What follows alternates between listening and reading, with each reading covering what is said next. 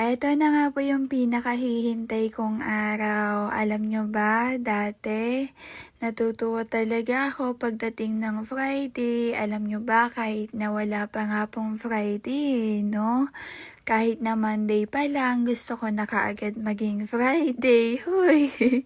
Napaka-advance masyado. Pero kasi, every Friday po kasi noon, umuwi ako sa bahay. Oo, isa yun sa mga dahilan kung bakit ako natutuwa every Friday. Huy! Pero bago yun, samahan nyo na muna ako dito. Ayan. Bali, nagpa-ID na din pala muna ako. Then, pagkatapos nun, bumalik na ako dito sa boarding. At ayan, napakain pa nga po ako ng fudgy bar. Eto na tayo sa part ng gabi. O, 'di ba? Ang bilis, gabi na kaagad. At baha na nga din po yung madadaanan. Buti na nga lang meron pa doon sa may gilid-gilid. At eto, naglalakad na nga din po ako papunta sa school. Ayan, tara mga bi, samahan nyo ako. Nakakalungkot lang kasi alam nyo ba, yung mga yan, dapat dyan din ako eh. Dapat naghihintay na din ako. Hala, pero sa Yuriga siguro ako nun. Pero wala, habang naglalakad nga po ako eh, parang naiisip ko lang, parang naalala ko lang kung paano ako dati, ganun. Kasi, ano mo yun, yung late ka nang nakakauwi, pero at least nakakauwi ka. Pero ngayon, wala. Hindi na kaya ng oras. I mean, kaya naman, pero sobrang late na po kasi. At eto na nga mga bi, bali dumiretso na din pala muna ako dito kasi masyado pang maaga para doon sa night class ko. At eto, naglabas lang ako ng sama ng loob. Charot. Nilabas ko lang naman po yung resulta ng pangbabash niyo po sa akin. Hoy. Pero hindi lang naman po lahat ng yun ay bunga ng pangbabash nyo. Oo, kasi kahit na maraming nagbabash sa akin, mga bashers, ayan, meron din naman po yung mga nakasupport talaga. Oo, yung mga supportado talaga. Kaya ayun, mas lamang pa rin syempre yung mga nakasupport, diba? Hoy, nga kayo dyan, charot.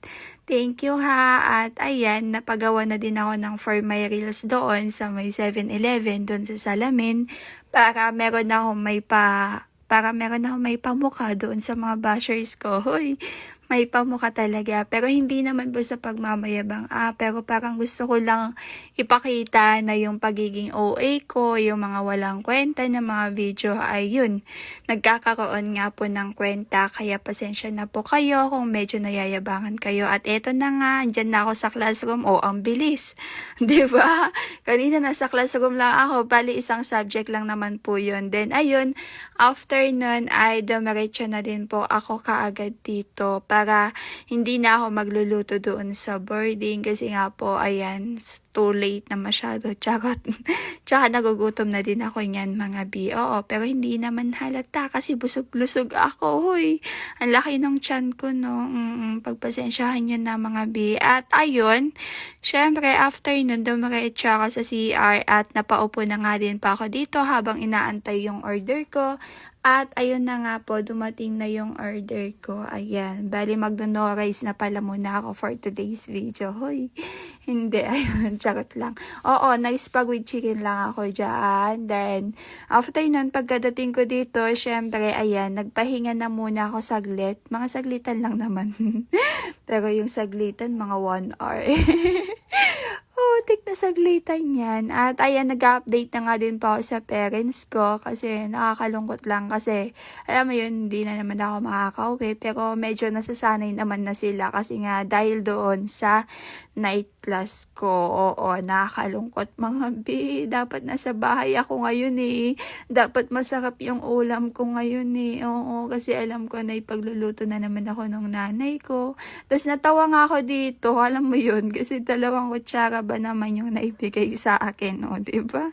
Nakakaloka. Kaya, ayun, syempre, maghuhugas na lang ako, kakamayin ko na sana, kaso, spag pala yun, hindi pala yun kanin mga bi. Pero ayun, syempre, gusto ko pa rin maghugas kasi nga po ay kakamayin ko yung chicken. Hoy, alam, nakamayin ko yung spag mga bi. At ayun, kumain na nga din po ako. Oo mga bi, kung dati ay every Friday po ako umuwi sa bahay.